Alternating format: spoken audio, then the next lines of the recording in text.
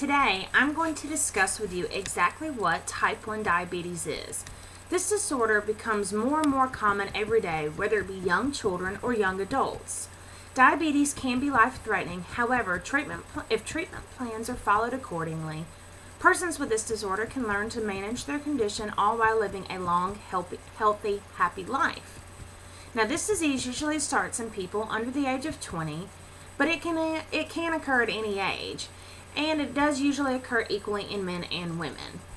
Type 1 diabetes occurs when the body's own immune system destroys the insulin-producing cells of the pancreas called beta cells.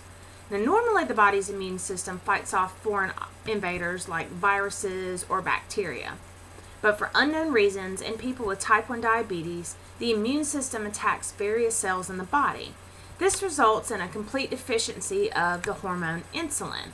Now, normally the hormone insulin is secreted by the pancreas in low amounts. When you eat a meal, sugar or glucose from the food stimulates the pancreas to release insulin.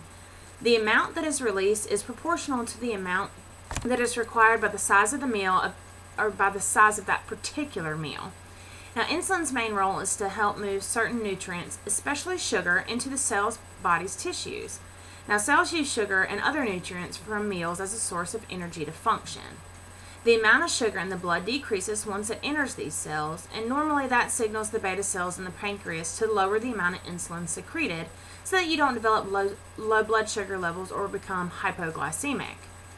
But the destruction of the beta cells that occurs with type 1 diabetes throws this entire process into a panic.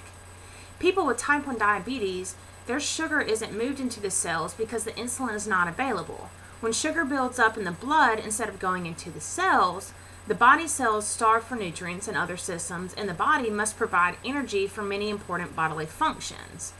Now, some of the most common symptoms of type 1 diabetes are thirst, frequent urination, drowsiness, and vision changes.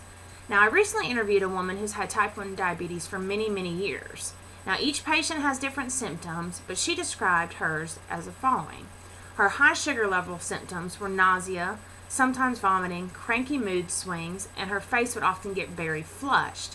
Now, when she had low sugar symptoms, she'd have sudden sweating, extreme hunger, and massive headaches. Now, there are several treatment options for patients with type 1 diabetes.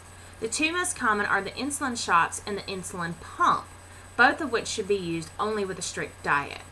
Now, when using the insulin shot, you must prick your finger several times and check your level throughout the day, and then you give yourself the shots accordingly.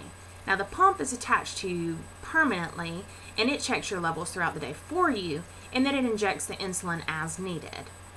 Type 1 diabetes is a very common disorder that so many people are unaware of, including myself.